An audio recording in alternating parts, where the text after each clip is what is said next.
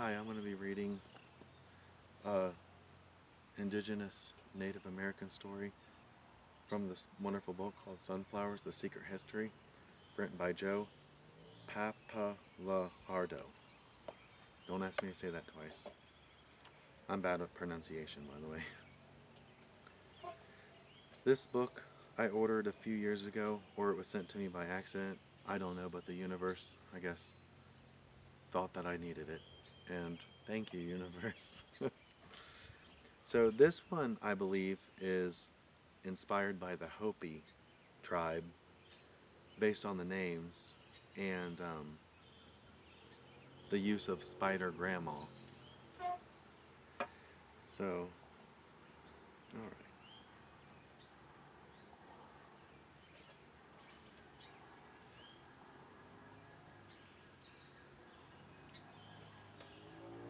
So, um, I'm first going to read this part that kind of introduces that before the folktale. The Hopi also used crushed sunflowers as skin treatment, and modern day organic herbalists still sell this Hopi recipe on the internet.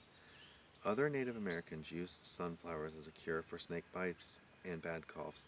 Today we know the sunflowers have expectorant properties and have been used with limited success for treatment of lung-based ailments such as bronchitis, influenza, and the whooping cough. Modern homeopathic uses for sunflowers include treatment for fever, nausea, nosebleed, and vomiting. Some of the symptoms of a snake bite. Still, it is fair to say that the medicinal value of sunflowers has never regained the status it enjoyed before Europeans arrived. Sunflowers are also manifestively important in Native American culture and religion. The Hopi goddess, Kuwan Li Lenita, is one of both harvest and femininity, ceremonially represented by two young girls. Kuwan Li Lenita is the guardian of sunflowers, which were recognized for their beauty as well as their usefulness. The goddess name, translated, means to make beautiful surroundings. The Hopi would adorn their hair with wild sunflowers during ceremonies honoring Ku Wan Li Linta. These wild sunflowers grew between rows of maize atop of ceremonial chambers called kivas.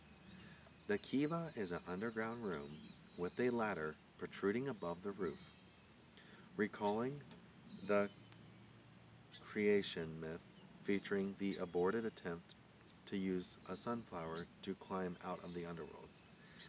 In the myth, a deity called Spider Grandmother teaches the newly formed people how to grow sunflowers by using the power of music. When people stopped singing, the flowers stopped growing.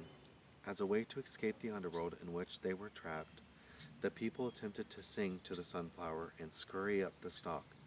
That would lead them through the hole in the sky, the gateway to the next level of spiritual development. This effort failed, but the Hopi people in the myth eventually escaped by using a pine tree and reeds as ladders.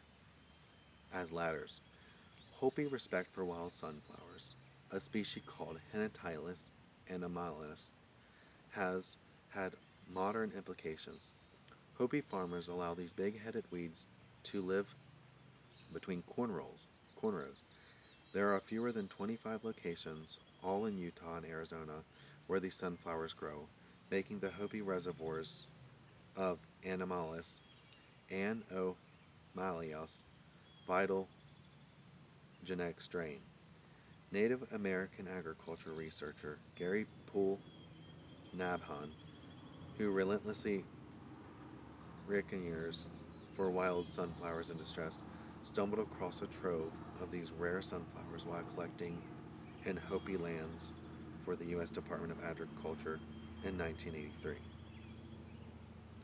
So, there are certain parts taken out of context, but that's a nice story.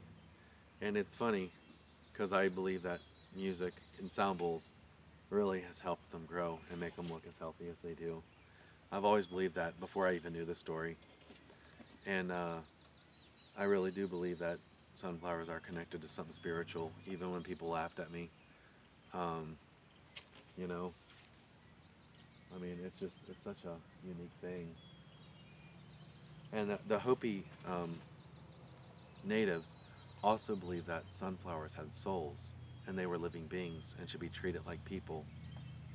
And they treated them like people,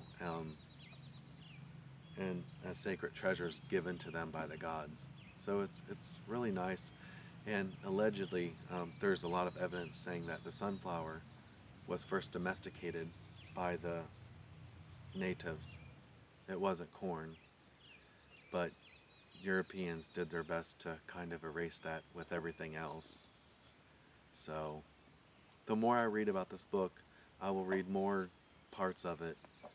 I did not write this book, I do not own it. I said the title's the author's name, but I recommend it. It's called Sunflowers, The Secret History. It's wonderful, and it has taught me a lot. Thank you for listening.